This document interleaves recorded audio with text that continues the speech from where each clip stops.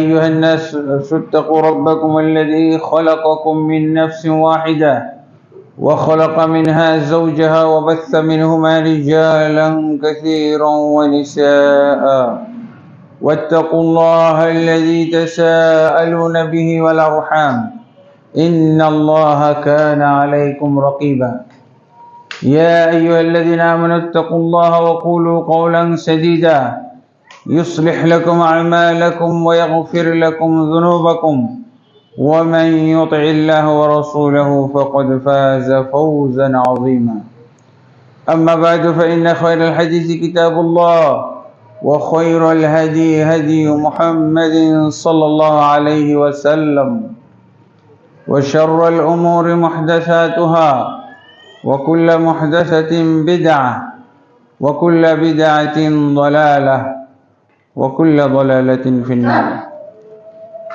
أما بعد فأعوذ بالله من الشيطان الرجيم يا أيها الذين آمنوا أطيعوا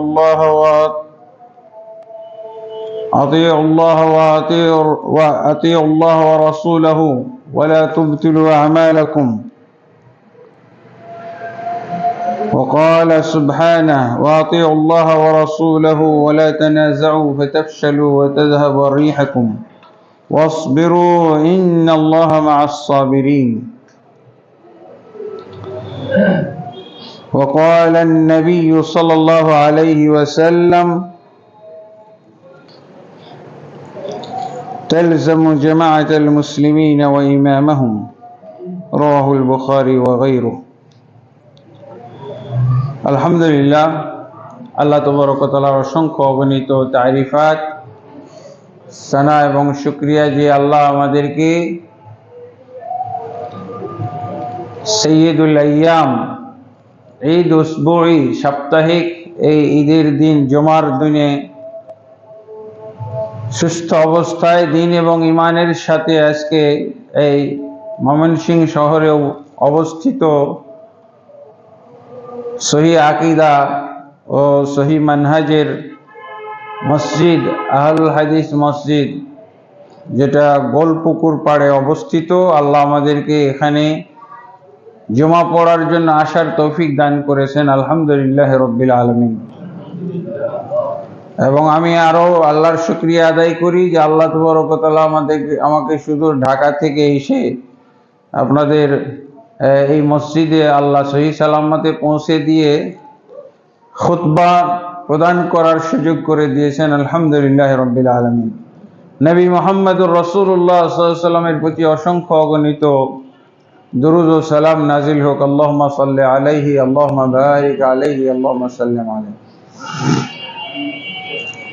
অতঃপর সম্মানিত মুসল্লিয়ানে কেরাম এই জায়গাটা আমার জন্য অত্যন্ত পরিচিত একটা জায়গা প্রায় 19-20 বছর আগে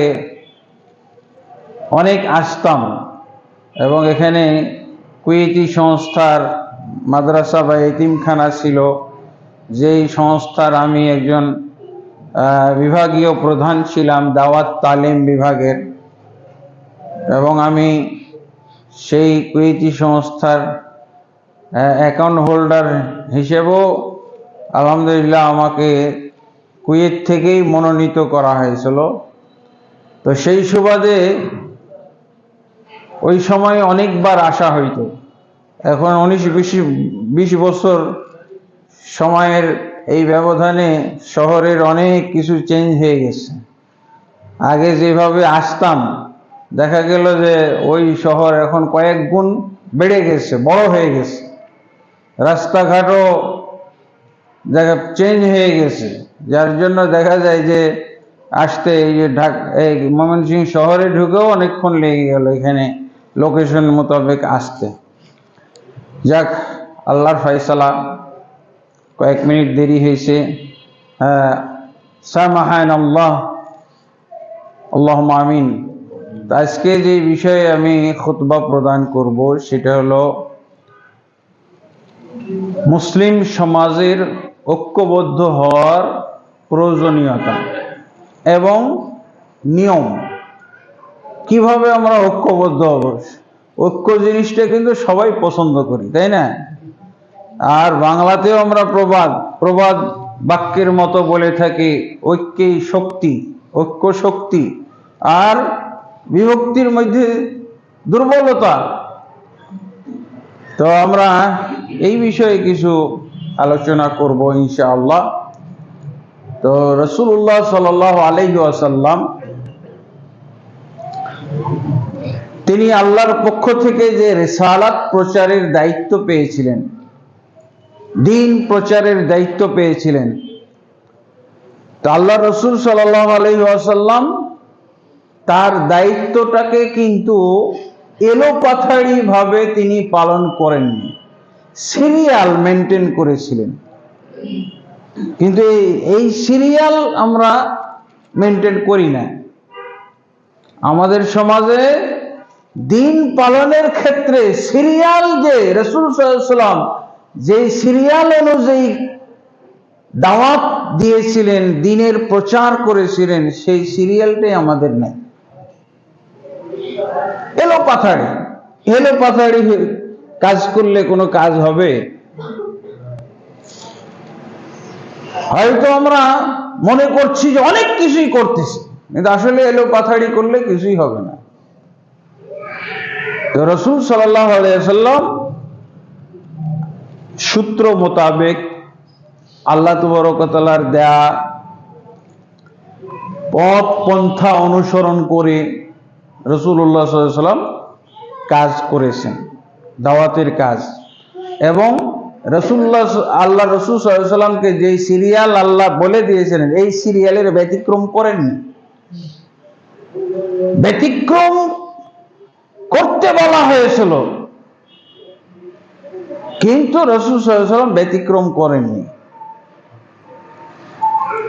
আল্লাহ তাবারক ওয়া তাআলা তিনি তাকে দ্বীন প্রচারের জন্য দায়িত্ব দিয়েছিলেন এবং দ্বীন প্রচারের সিরিয়াল বলে দিয়েছিলেন। আর সিরিয়াল মোতাবেক কাজ করার সুফলও আল্লাহ রাসূল সাল্লাল্লাহু আলাইহি ওয়াসাল্লাম পেয়েছিলেন।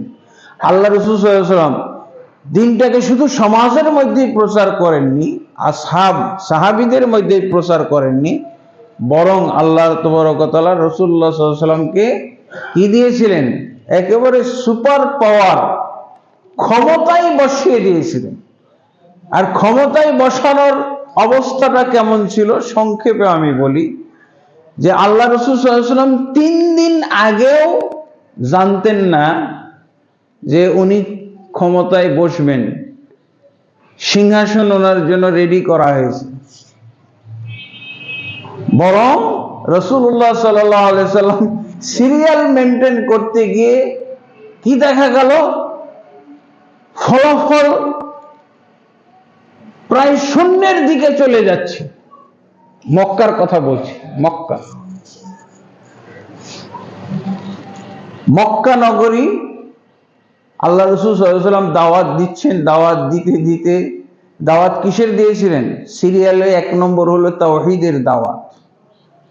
সিরিয়ালে 1 নম্বর হলো তাওহীদের দাওয়াত। আমরা যদি মৌলিক কথাগুলো রাসূল সাল্লাল্লাহু আলাইহি ওয়াসাল্লাম যেই সিরিয়ালে কাজ করেছিলেন সেটা যদি আমরা পয়েন্ট আকারে নির্ধারণ করি, তাহলে 4টা পয়েন্ট। একটা হলো আল্লাহ রাসূল সাল্লাল্লাহু আলাইহি ওয়াসাল্লাম ইলম প্রচার করেছিলেন, ইলম। 2 নম্বর, আল্লাহ রাসূল সাল্লাল্লাহু আলাইহি ওয়াসাল্লামের কাছে যে ইলম এসেছিল সেই ইলম অনুযায়ী আমল করেছিলেন। এমন নয় যে আমি জানলাম আর আমল করব না, এরকম কোন জ্ঞান, এরকম কোন ইলম আল্লাহ রাসূল সাল্লাল্লাহু আলাইহি ওয়াসাল্লামের কাছে ছিল না। সাহাবায়ে কেরাম যে জ্ঞান অর্জন করতেন ওটা তারা আমলে বাস্তবায়ন করতেন। তাহলে ইলম, এরপরে দ্বিতীয়টা হলো মূলনীতি আকারে যদি আমি বলি তাহলে আমল। তারপরে যা আমি ইলম অর্জন করলাম, যা আমল করলাম, এটা আমার মধ্যেই সীমাবদ্ধ থাকবে না। কি করতে হবে? মানুষের কাছে পৌঁছে দিতে হবে। এটাই হলো দাওয়াত, এটাই হলো দাওয়াত। আর ইলম, আমল, দাওয়াত, এই 3টার ভিত্তিতে কি করতে হবে? সবাইকে এক করে ফেলতে হবে, একতাবদ্ধ করতে হবে। এলেম, আমল, দাওয়াত, তারপরে কি? ঐক্য, ঐক্যবদ্ধ। এবং ঐক্যটাকে আমাদের যুগের সাথে মিলাই না, আমরাও তো ঐক্যবদ্ধ, এটা মিলাইতে হবে না, এটা মিলালে হবে না, রাসূলের যুগের সাথে মিলাইতে হবে। আমাদের তো কত ঐক্য, ঐক্যই তো হলো 1000 রকমের ঐক্য। আমাদের ঐক্য, ওদের ঐক্য, তাদের ঐক্য, এরকম না। ঐক্য মানে তো এক, এটা হইতে হবে। ইলম, আমল, দাওয়াত, ঐক্য, এই তিনটার মাধ্যমে, এই তিনটা সূত্র ধরে, এই তিনটা মূলনীতি, এই তিনটা বা এই 4টা কর্মসূচি নিয়ে আগাইলে পানির মতো অবস্থা।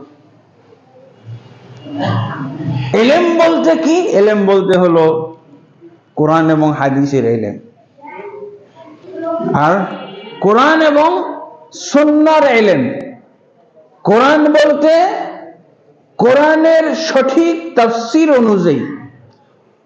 ওই যে বাংলাদেশে যে কোরআনী দল আছে, এদের বুঝ মতো না, অপব্যাখ্যা। কোরআন বলতে অপব্যাখ্যা বুঝায়, 100% বাতিল বুঝ। যারা বলে যে আমরা কোরআন মানি, হাদিস মানি না, তাদের বুঝটা একেবারে 100% বাতিল।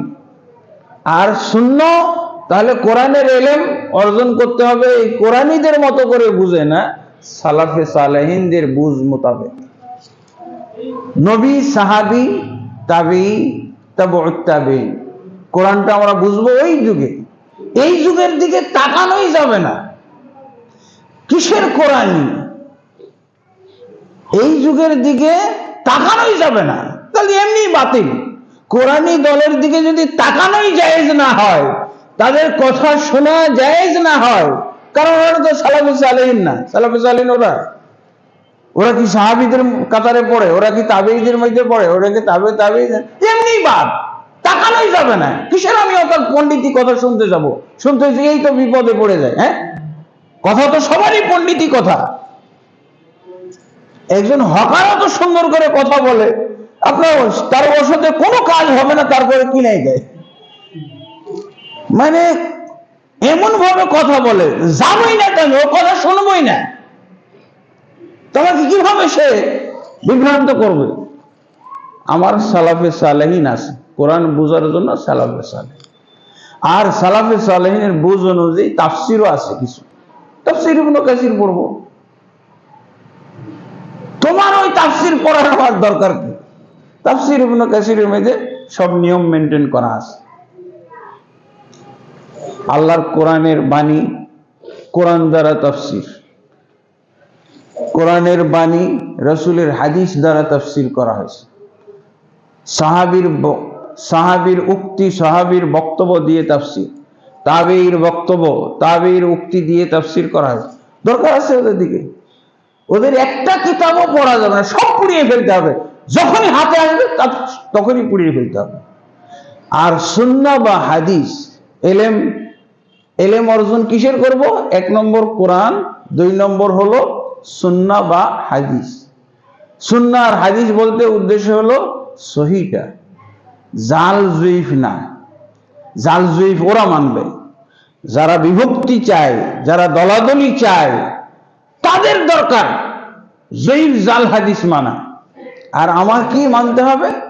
আমার সহিহ হাদিস মানতে হবে। কিন্তু সহিহ হাদিসের ক্ষেত্রেও কোরআনের মতো একটা নিয়ম মেনটেন করতে হবে। সহিহ হাদিস আমি মানব রাসূলুল্লাহ সাল্লাল্লাহু আলাইহি ওয়াসাল্লামের আরেকটা সহিহ হাদিসের ব্যাখ্যা অনুযায়ী, নবীর ব্যাখ্যা অনুযায়ী না, মহাপণ্ডিতের ব্যাখ্যা অনুযায়ী না। 1 নম্বরে একটা সহিহ হাদিস আমি আমল করব, সেই আমলটা বুঝবো কিসের মাধ্যমে? রাসূল সাল্লাল্লাহু আলাইহি ওয়াসাল্লামের আরেক সহিহ হাদিসের মাধ্যমে, অথবা এই হাদিসটা কোন সাহাবীর বক্তব্যের মাধ্যমে বুঝবো, তাবেঈর বক্তব্যের মাধ্যমে আমি বুঝবো। সহিহ হাদিসের বেলায় কোরআনের মতো সিস্টেম আমাকে অনুসরণ করতে হবে। অন্যথায় যদি সহিহ আপনি কোরআনের ক্ষেত্রে যেমন অপব্যাখ্যা অনুসরণ করলে বিভ্রান্ত হয়ে যাবেন, ঠিক সহিহ হাদিসের ক্ষেত্রে যদি অপব্যাখ্যা, সঠিক ব্যাখ্যা আপনি খুঁজে না পান, সঠিক অর্থ যদি আপনি খুঁজে না পান, এটা জয়ীফ জাল হাদিসের মতোই আপনাকে কাজ বিভ্রান্ত করবে। সহিহ হাদিসের সহিহ ব্যাখ্যা, সহিহ হাদিসের জয়ীফ জাল ব্যাখ্যা হলো কোনো লাভ নেই। এই সহিহ বুখারী হাদিস, হ্যাঁ সহিহ বুখারী হাদিস, কোনো লাভ হবে না। সহিহ হাদিসকে আবার ওই নিয়মে নিয়ে যেতে হবে। সহিহ হাদিসটা মানবো রাসূলুল্লাহ সাল্লাল্লাহু আলাইহি ওয়াসাল্লাম আরেকটা সহিহ হাদিসের আলোকে। সহিহ হাদিসটা আমি মানবো সাহাবীরা যেভাবে এই হাদিসটা বুঝে আমল করেছিলেন ওইভাবে মানবো। তাবেঈরা এই হাদিসটা তাদের যুগে কিভাবে মেনেছিলেন ওই সূত্র ধরে আমি মানবো। এটা নাই আমাদের আহলে হাদিসের মধ্যে এই সূত্রটা নাই। আহলে হাদিসের মধ্যে সহিহ হাদিসের যে সহিহ নিয়ম আমাকে পালন করতে হবে। আপনি যখনই এই সূত্র হারা হবেন আপনার মধ্যে অটোমেটিকলি বিভক্তি আসবে, দলাদলি আসবে, আপনি ঐক্য থেকে ছিটকে পড়বেন।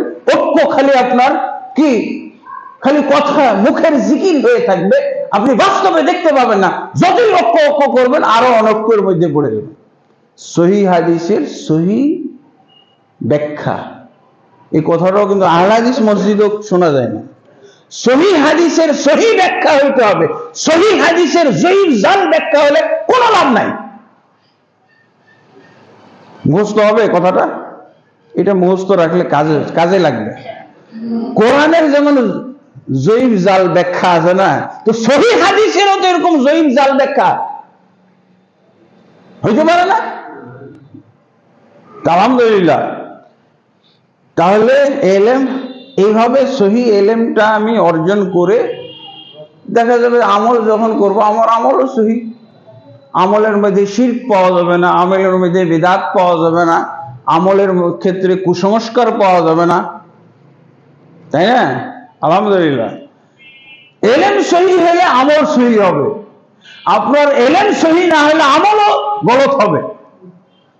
দেখেন না আমাদের আহলে হাদিসের মধ্যেও তো দেখি একদল একটা আমল করতেছে, এক সংগঠন আমল করতেছে, আর এক সংগঠন বলছে এটা বেদাত। আহলে হাদিসের মধ্যে হলো কেন? এই রোগটা ঢুকে গেছে। সহিহ হাদিসের সহিহ অর্থ বুঝার কথাটা, এই পরিভাষাটাই তো নাই। অনেক কাছে আশ্চর্য।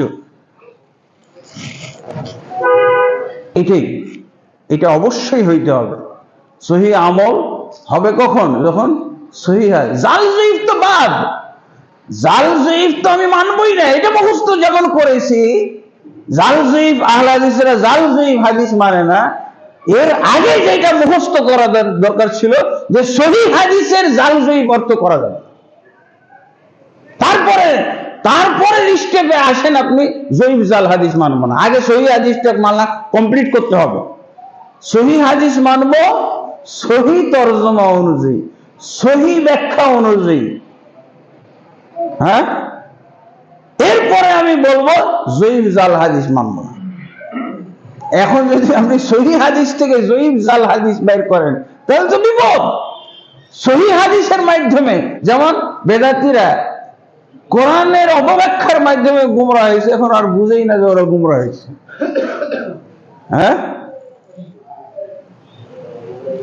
মিলাদের 1 নম্বর দলিল কি? সূরা আহজাবের 56 নম্বর আয়াত। 2 নম্বর দলিল সূরা ইউনূসের 58 নম্বর আয়াত। সুন্দর তো, ও আর তওবা করবে? আমার আমল মিলাদ তো আমি কোরআন থেকে পাচ্ছি। অনেকগুলো এরকম ভাবে সহিহ হাদিস। একজন কাদিয়ানীর সাথে দেখা হলো, একই সিটে উঠছি, বাসে, পাশের সিটে কাদিয়ানী। সে আমাকে বলা শুরু করলো যে আসলে নবী তার যুগে কত নির্যাতনের শিকার হয়েছে। আসলে আজও যদি নবীর মতো করে আমরা নবীর হাদিস নবীর মতো করে মানি, আজও নির্যাতনের শিকার হইতে হয়। কি ভাই আপনি বুঝান তো ব্যাখ্যাটা কি? তো বলছে তখন একটা সহিহ হাদিস দিয়ে আমাকে বুঝাচ্ছে। সহিহ হাদিসটা কি? যে আল্লাহ রাসূল সাল্লাল্লাহু আলাইহি ওয়াসাল্লাম বলছেন আমার উম্মত ৭৩ দলে বিভক্ত হবে, ৭২টা জাহান্নামে যাবে, একটা জান্নাতে যাবে। তো একটা জান্নাতে যাবে কোন দল? আল্লাহ রসুল বলছেন, আমি এবং আমার সাহাবীগণ যার উপরে আছি এরা, আমি এবং আমার সাহাবীগণ যার উপরে আছে এর উপরে যারা থাকবে এরাই জান্নাতে যাবে। তো নবী কিসের উপরে ছিলেন? নবী ছিলেন নবুয়তের উপরে। সাহাবীগণ কিসের উপরে ছিলেন? সাহাবীগণ সেই নবুয়তে বিশ্বাসী ছিলেন। এরকম কিয়ামত কাল পর্যন্ত নবী থাকবে, নবীকে বিশ্বাসকারী লোক থাকবে। কি বলেন? আরে সহি হাদিস, সহি হাদিস তো, হাদিস সহি না, কিন্তু অবব্যাখ্যা, হাদিসটার সহি ব্যাখ্যা তারা বঞ্চিত হওয়ার কারণে, সহি হাদিসের জাল ব্যাখ্যার কারণে কাজে নিয়ে গেছে।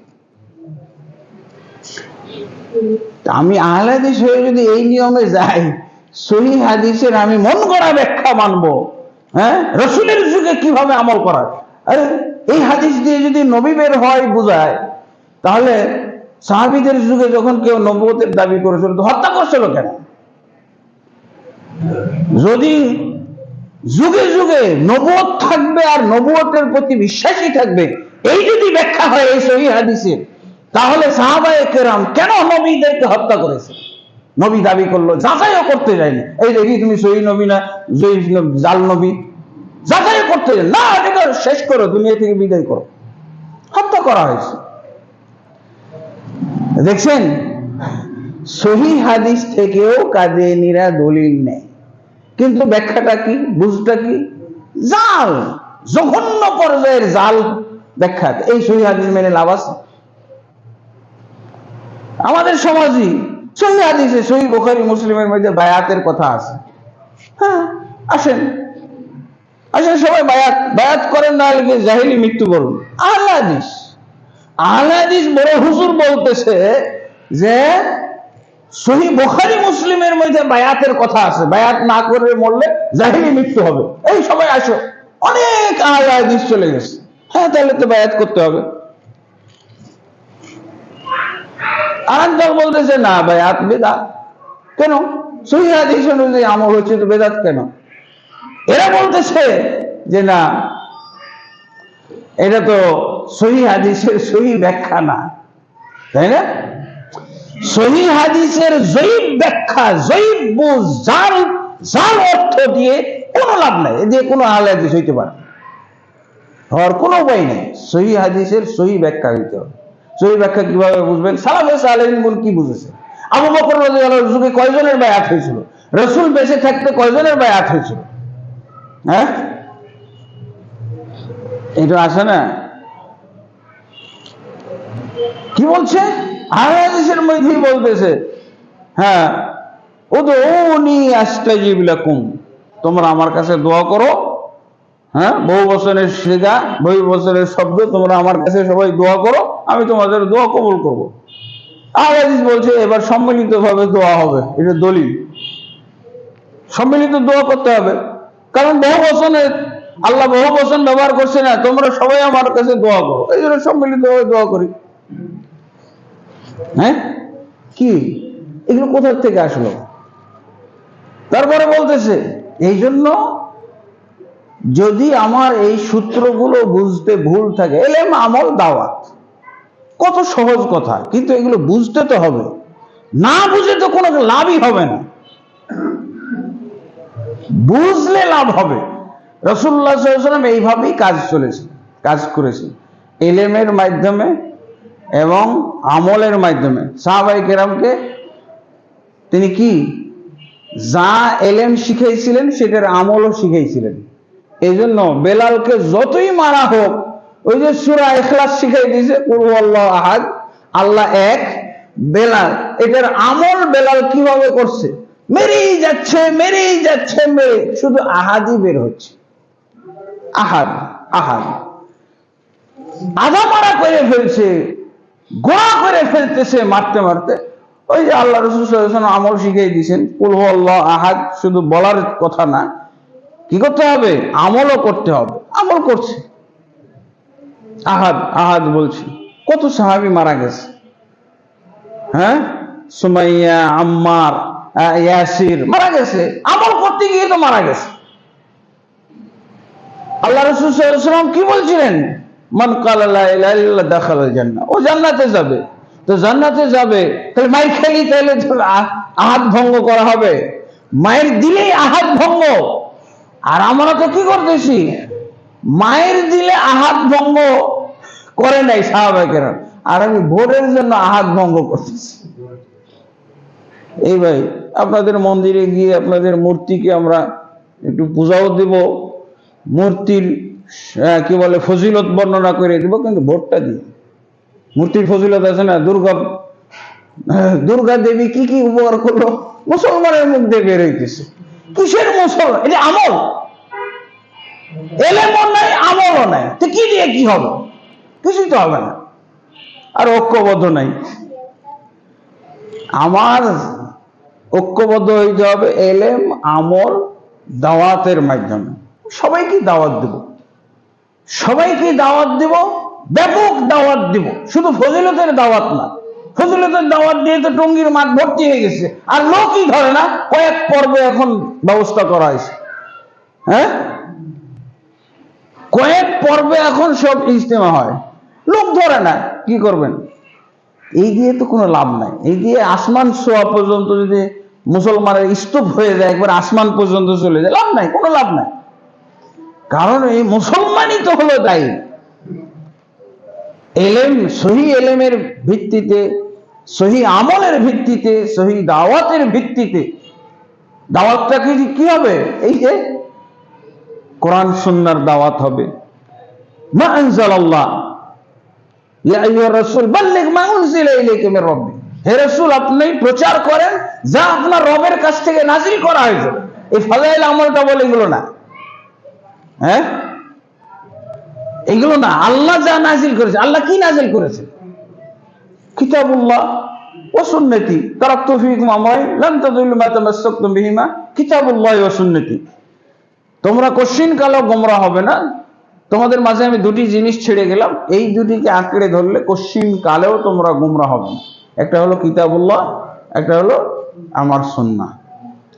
এই সিরিয়াল অনুযায়ী যদি আমরা কাজ করি, এর মাধ্যমে যে ঐক্যটা প্রতিষ্ঠিত হবে, এটা হলো কাজের ঐক্য। দেখেন না এখন কি ঝামেলার মধ্যে, গত রাতে কি সমাধান হইল কিনা, 11 জোট, 8টা ইসলামী দল, তত বহু ইসলামী দল তো আসেই নাই, বহু ইসলামী দল তো আসেই নাই। 8টা ইসলামী দল মিলেও কাজ হইতেছে না, কতগুলো অনিসলামী মিলাই নিছে, দিয়ে 11 জোট করেছে। দিয়ে কি টানা পড়ে, ইসলামে রাজনীতির নামে, দাওয়াত তাবলীগের নামে কোনো দলাদলি থাকবে না। ইসলাম, মুসলমান। এই খুতবা আমি কোথায় দিচ্ছি? এমন দেশে দিচ্ছি যেই দেশের মুসলমান হলো 90 থেকে 93% মুসলিম, 90 থেকে 93% মুসলিম।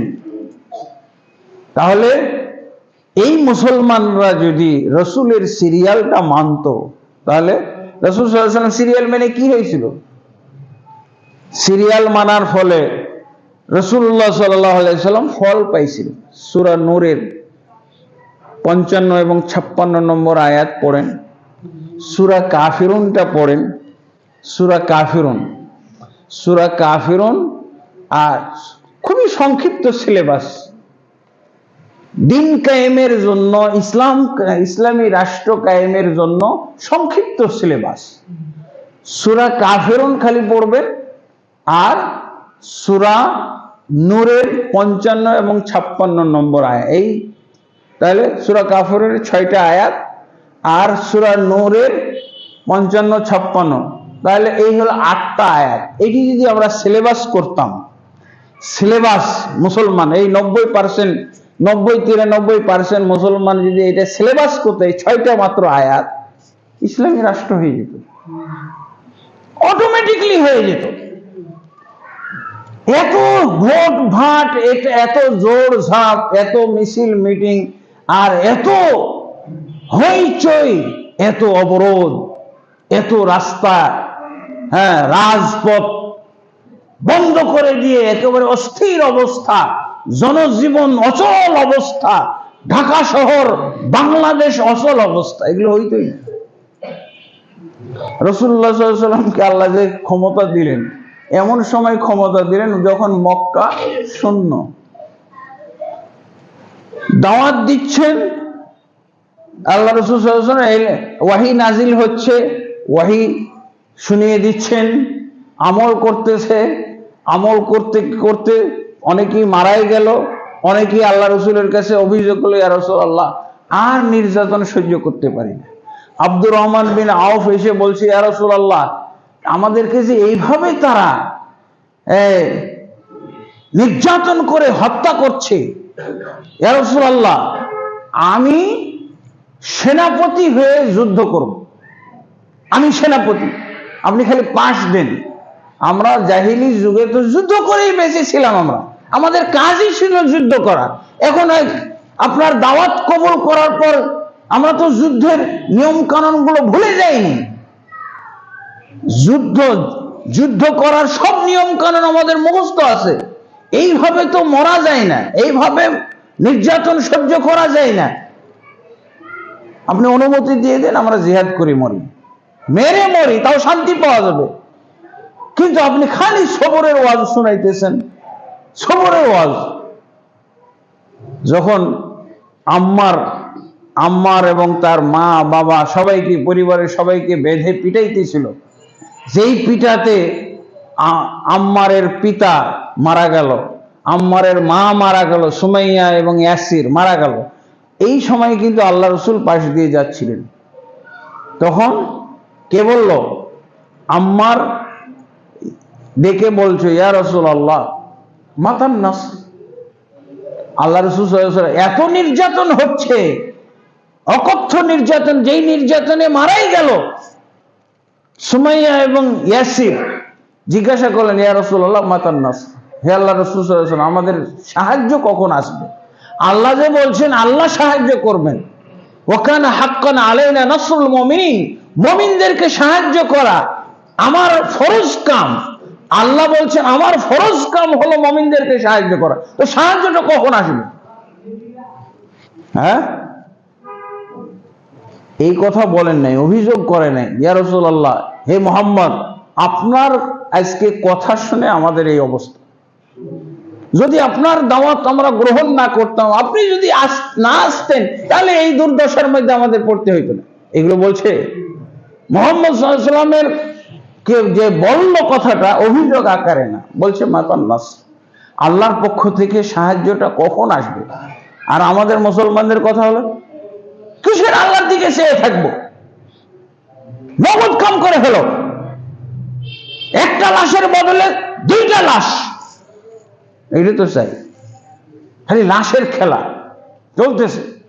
আর সাহাবী যারা কিছুক্ষণ পরে নির্যাতনে মারা যাবে, তাদের প্রশ্ন হলো মাতান নাসর, ইয়া রাসূলুল্লাহ কখন আল্লাহর সাহায্য? আল্লাহ রাসূল কি বললেন? ইসবিরু ইয়া আলা ইয়াসির ফাইন্না মাউইদাকুমুল জান্নাহ। লম্বা চওড়া কোনো ভাষণ না, এতটুকু বলে আল্লাহ রাসূল চলে গেলেন। তোমরা সবর করো হে ইয়াসির পরিবার, তোমরা সবর করো, ধৈর্য ধারণ করো। আমরা তো সবরের কথা শুনলে খেপে যাই, সবরের কথা শুনলে মুসলমান খেপে যায়, কিসের সবর?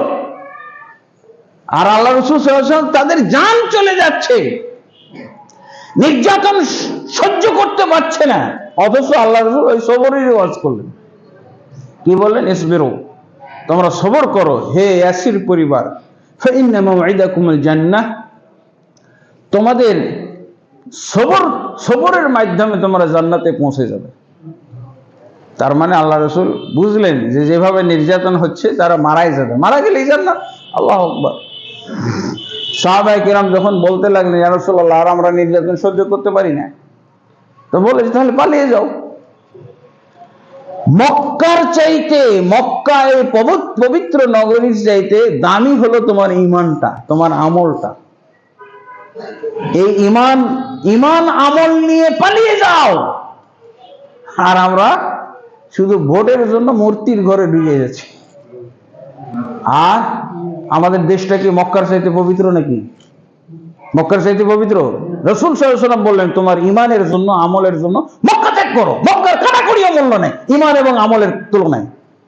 এই রাসূলুল্লাহ সাল্লাল্লাহু আলাইহি ওয়াসাল্লাম চলে গেলেন শেষমেশ। আমরা তো জানি শেষমেশ মক্কাতে কিন্তু লোকই থাকলো না, আর মুমিন নাই। মুমিন নাই তো কি হয়েছে? আল্লাহ তো ওয়াদা দিয়েছেন না, আল্লাহ ওয়াদা দিয়েছেন না, এই তিনটা সূত্র, চারটা সূত্র মোতাবেক যারা আমল করবে তাদেরকে আল্লাহ নিজে ক্ষমতায় বসাবেন, নিজে ক্ষমতায় বসাবেন। ইলম, আমল, দাওয়াত, ঐক্য। মক্কাবাসীরা কিন্তু আল্লাহ রাসূল সাল্লাল্লাহু আলাইহি ওয়াসাল্লামকে এগুলো পরিশ্রম, এসব মেহনতই করতে মানা করছিল, যে মুহাম্মদ তোমার এত মেহনত করার দরকার নেই। ইলম, আমল, দাওয়াত, ঐক্য, তোমাকে আমরা আজকেই ক্ষমতায় বসাই দিলাম। মক্কার লিডার তুমি মক্কার লিডার, এত মেহনত এত পরিশ্রমের দরকার নাই বলেছিল না? এটা তো আহলে হাদিসরা সবাই জানি। রাসূলুল্লাহ সাল্লাল্লাহু আলাইহি ওয়াসাল্লামকে মক্কার ক্ষমতায় দিতে চেয়েছিল, আল্লাহ রাসূল ক্ষমতা নেননি। কি করার জন্য নেননি? উনি ইলম, আমল, দাওয়াতের কামগুলো করবেন, এই জন্য নেননি। কেন বলছে? ওনার কথা হলো যে জনগণ হলো মুশরিক, আর আমি তাওহীদের দায়ী মুশরিক জনগণের কিভাবে পরিচালনা করতে পারি? জনগণ ওদের, আর পরিচালনা করব আমি। এটা কি বেমানান কথা না? অযৌক্তিক কথা। আমাদের দেশের সরকাররা বলে কি আমরা জনগণের সরকার। জনগণ যেমন খারাপ, সরকার ওরকম খারাপ।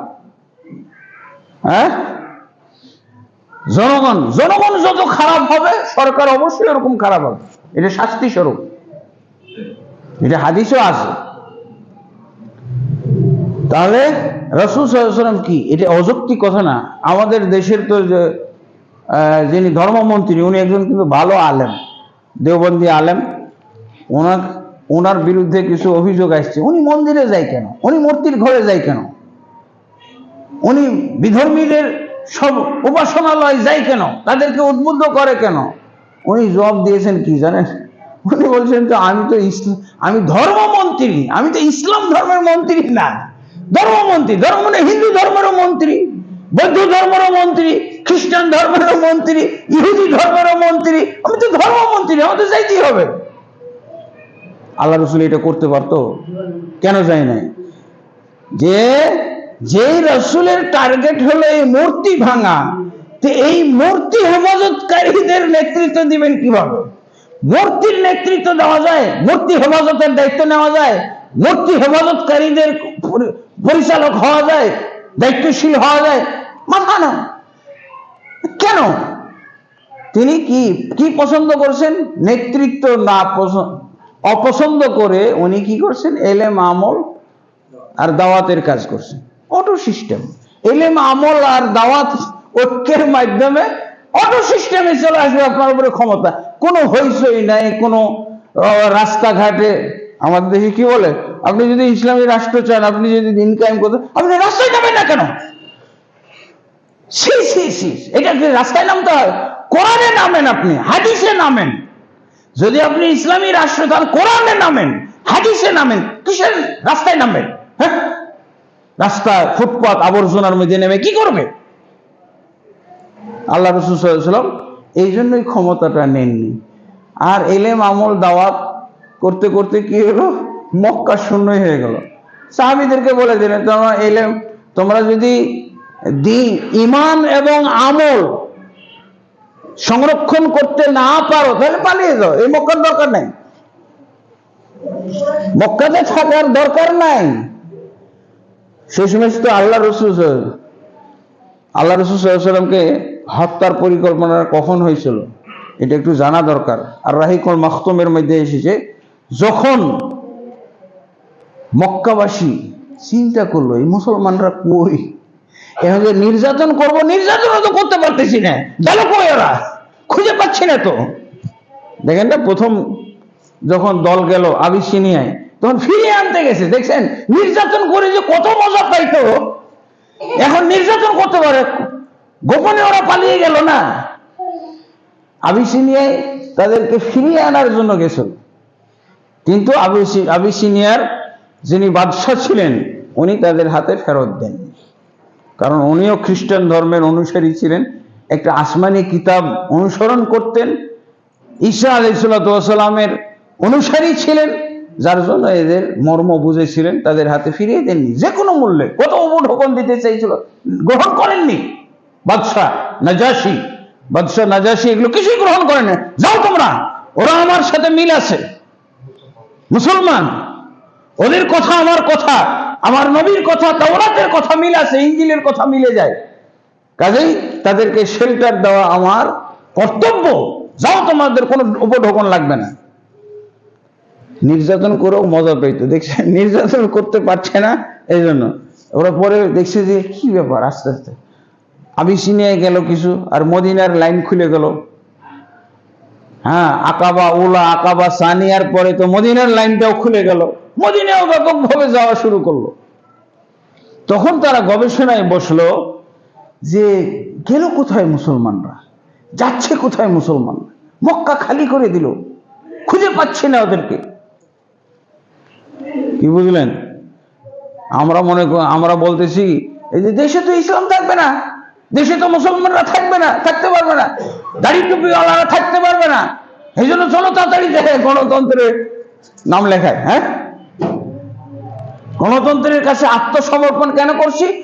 তাহলে তো একসময় থাকবো না আমরা, আমাদেরকে সবকে শেষ করে ফেলবে, হত্যা করে ফেলবে, আমাদের নিশ্চিহ্ন করে ফেলবে, আমরা দাড়ি টুপিওয়ালারা থাকতে পারবো না। এগুলো কথা বলি না, হয়েছিল তো। আরে আল্লাহর কাছ থেকে যদি বিজয় চায়, তাহলে আল্লাহ যা বলেছেন হিজরত করা ফরজ করে দিয়েছেন। আল্লাহ হিজরত করা ফরজ করেনি, এই মক্কায় থাকা যাবে না, থাকলে তোমাদেরকে ঈমান থেকে বিচ্যুত করে ফেলবে। মক্কার চাইতে দামি হলো তোমাদের ঈমান এবং আমল, এটা নিয়ে পালাও। কিন্তু ছাড়ও দেয় নাই, আর আমরা ভোটের জন্য ছাড় দিচ্ছি। হ্যাঁ, সব ছেড়ে দিয়েছি না, এখন ছেড়ে দেওয়ার পর আশা করা যাচ্ছে যে হয়তো আমরা বিজয় হইতে পারি। ইসলামের সবকিছু ছেড়ে দেওয়ার পর, একটা একটা করে সব ছেড়ে দেওয়ার পর ভোটের দাম বেশি। আর ওদের কাছে, সাহাবীদের কাছে মক্কারও দাম ছিল না, মক্কার কোনো দাম ছিল না, ঈমানের দাম বেশি, আমলের দাম বেশি। মক্কা ছেড়ে চলে গেল, আর আমরা দেশ ছেড়ে যাব না, আমরা পদটাও লাগবে। হ্যাঁ, তা আল্লাহর পক্ষ থেকে আমরা ক্ষমতা পাবো। ক্ষমতা পাইলে ইবলিসের পক্ষ থেকে পাইতে পারি, শয়তানের পক্ষ থেকে পাইতে পারি। আমি ক্ষমতা পাইলে আব্রাহাম লিঙ্কনের পক্ষ থেকে ক্ষমতা পাইতে পারি। আল্লাহ ক্ষমতা দিবে নাকি?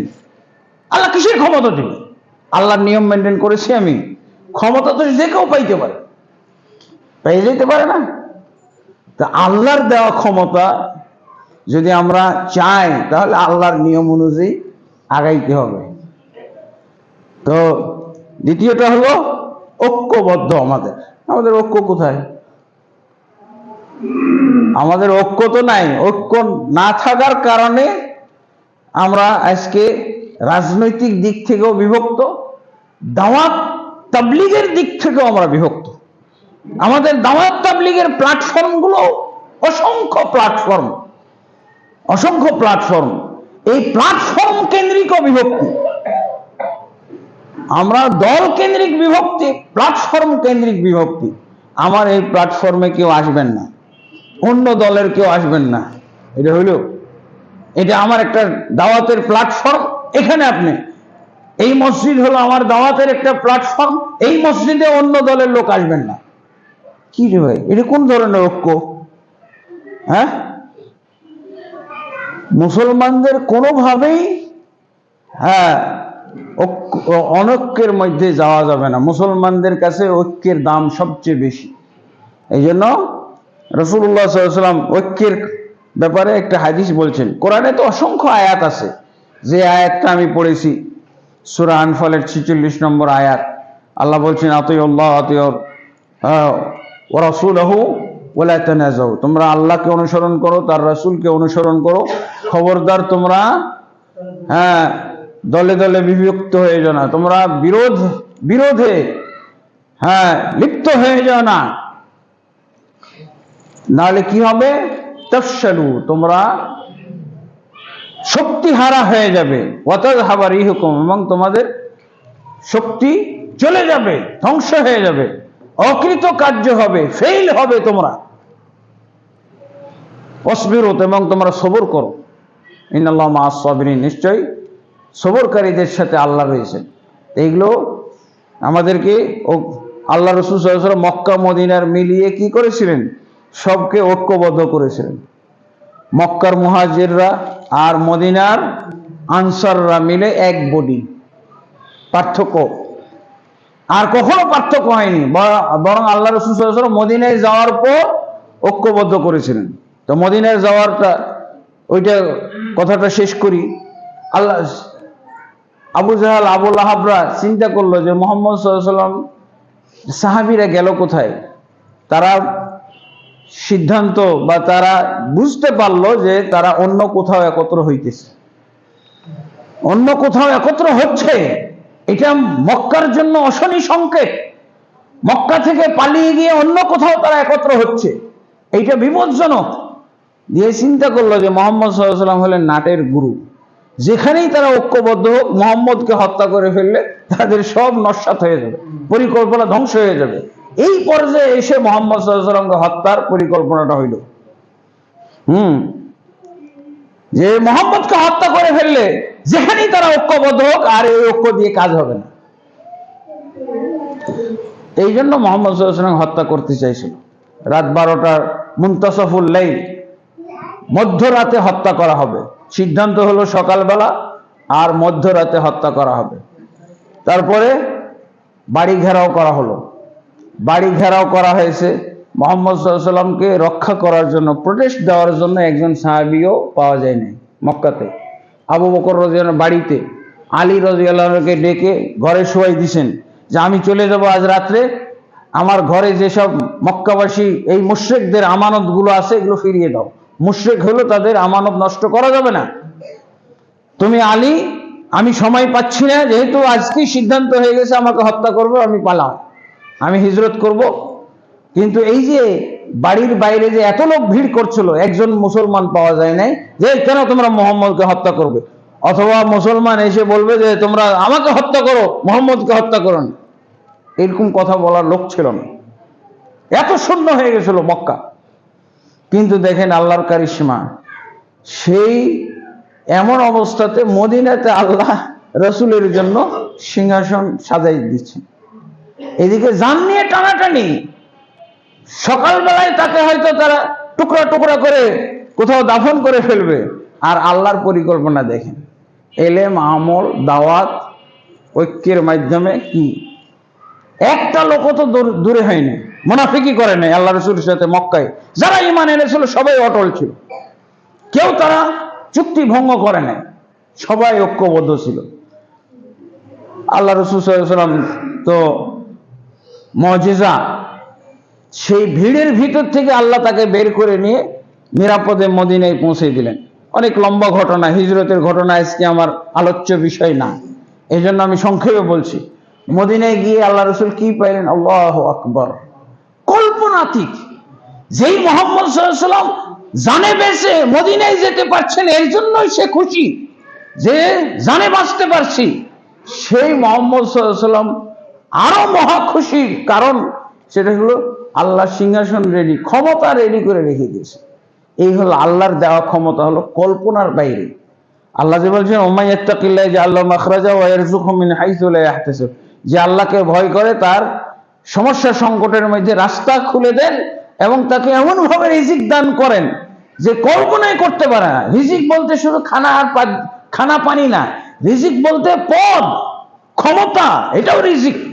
এমন ভাবে আল্লাহ রিজিক কি বলে ক্ষমতা দান করেন। কেন সূরা নূরের 55 নম্বর আয়াতে তাই তো বলা হয়েছে, আল্লাহ তোমাদের, যদি তোমরা ঈমান আনো, সৎ আমল করো, অবশ্যই অবশ্যই আল্লাহ তোমাদেরকে জমিনের খেলাফত ক্ষমতা দান করবে। ইয়াবুদুনানি ওয়া লা ইউশরিকুনা বি, তারা আল্লাহ আমার ইবাদত করবে, আমার সাথে কাউকে শরীক করবে না, তাহলে আল্লাহ ক্ষমতা দিবেন। এখন যে অবস্থায় আছে মুসলমানরা, না আল্লাহর কাছ থেকে ক্ষমতা না, ক্ষমতা ছিনিয়ে নেওয়ার ব্যাপার। আওয়ামী লীগ যেমন ক্ষমতা নিয়ে দখল করে, বিএনপি যেমন দখল করে, মুসলমানও বলছে আমরাও দখল করতে পারবো, এই হিন্দু ভাইরা তোমরাও আসো। হইল? আল্লাহ তাবারক ওয়া তাআলা আমাদেরকে বুঝার তৌফিক দান করুন। আমাদের যে আহলে হাদিসরা 3 কোটি বা 4 কোটি বলি, এইটি যদি ঐক্যবদ্ধ হইতো তাহলে আর কেউ নির্বাচনে আসতো না। এই আহলে হাদিসকে দিয়ে দাও ক্ষমতা, নির্বাচনও দরকার ছিল না। এই আহলে হাদিসরা যদি ঐক্যবদ্ধ হইতো, কিন্তু আহলে হাদিসের মধ্যে দুর্ভাগ্যজনক দুঃখজনক ঘটনা, আহলে হাদিসের মধ্যে এরূপ সম্পর্ক আছে, এক আহলে হাদিস আর এক আহলে হাদিসকে দেখতে পারে না, আর এক আহলে হাদিসের মসজিদে আর এক আহলে হাদিসের লোক যাইতে পারে না, খুতবা দিতে পারে না, নিষেধ, হারাম। হ্যাঁ, এটার নাম ঐক্য? এটার নাম বিভক্তি। ইলম, আমল, দাওয়াত, ঐক্য, এই 3টা সূত্র আমাদেরকে আহলে হাদিসদেরকে বুঝতে হবে। আহলে হাদিস, ইন্না লিল্লাহি ওয়া ইন্না ইলাইহি। আহলে হাদিসরাও যদি এত দলে বিভক্ত হয়, আহলে হাদিস যদি ওই আওয়ামী লীগের মধ্যে ঢুকে যায়, আহলে হাদিস যদি বিএনপি করে, আহলে হাদিস যদি কি বলে অমুক দল করে, তমুক দল করে, নাউজুবিল্লাহ, আমাদের দিনাজপুরে আহলে হাদিস কিন্তু কমিউনিস্ট দলও করে, কি যে কারণ বুঝি না। দেখি আহলে হাদিস মানে কোরআন হাদিসের অনুসারী, এই নীতির উপরে আমরা ঐক্যবদ্ধ হইলে, এই 3 কোটি আহলে হাদিস যদি ঐক্যবদ্ধ হয়ে যেত, কেউ নির্বাচনও যাইতো না। আহলে হাদিসদেরকে দিয়ে দাও ক্ষমতা, নির্বাচনে গেলেই হারবে, পরাজিত হবে। কিন্তু আমরা আহলে হাদিসরা এই সত্য কথাটা, এই বাস্তব কথাটা আমরা উপলব্ধি করতে পারি না, বুঝতে পারি না। আল্লাহ তাবারক ওয়া তাআলা আমাদেরকে বুঝার তৌফিক দান করুন। আল্লাহুম্মা আমিন। আস্তাগফিরুল্লাহ লি ওয়া লাকুম ওয়া লিসাইরিল মুসলিমিন ফাস্তাগফিরুহু ইন্নাহু আল গফুরুর রহিম।